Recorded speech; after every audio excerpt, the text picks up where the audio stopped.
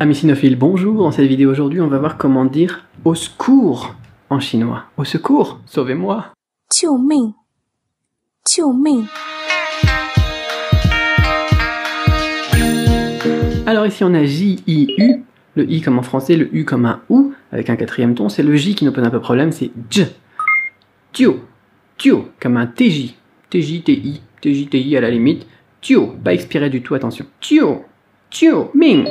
M-I-N-G, I-N-G, voilà, un peu comme en français, comme si on allait dire Minge, on s'arrête à la moitié du G. Vous avez compris le truc dans les dernières vidéos sur cette chaîne, sur cette playlist spécifique. Donc, Ming, Tiu, Ming, quatrième ton.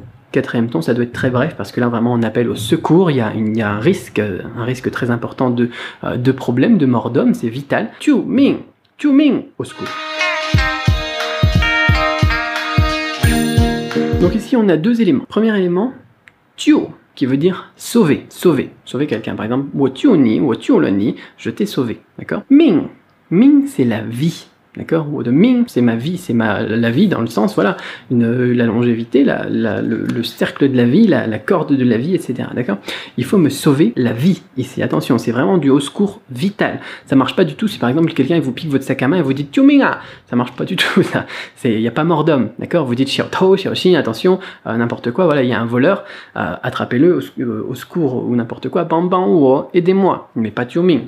Il n'y a pas mort d'homme. Par contre, si par exemple vous apprêtez à traverser la route et puis vous n'avez pas fait attention qu'on peut tourner au feu à droite quand il y a un bus qui arrive et que vous êtes sur le passage piéton même si le feu il est vert et puis vous faites renverser et puis vous vous rendez compte que vous commencez à vous vider de votre sang, c'est un exemple très précis quand même, mais ça a failli m'arriver la première fois où je suis arrivé à Shanghai, le premier matin d'ailleurs à 4h du matin. Quoi qu'il en soit, je m'étais pas fait renverser. Quoi qu'il en soit, eh bien voilà, là il y a un risque. Il y a un risque sur la vie, il y a un risque sur la longévité, il y a un risque sur cette fameuse, eh bien, donc sur le corps humain, etc.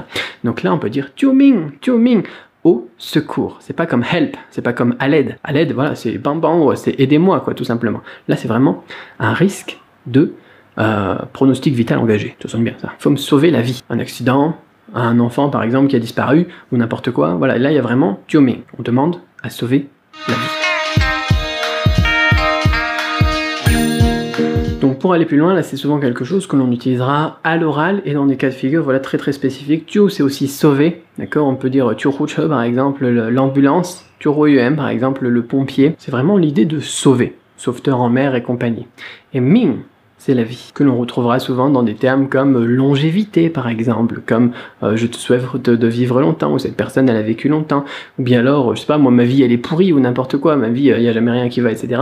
On va utiliser le terme Ming. Mais retenez bien, Tuming, au secours, pronostic vital. Et ensuite, voilà, après on l'utilise dans toutes les situations, par exemple, je t'ai sauvé la vie. Alors bien évidemment, on peut l'utiliser de manière humoristique. Sauve-moi la vie, par exemple, parce que j'ai ce dossier à rendre à mon patron la semaine prochaine.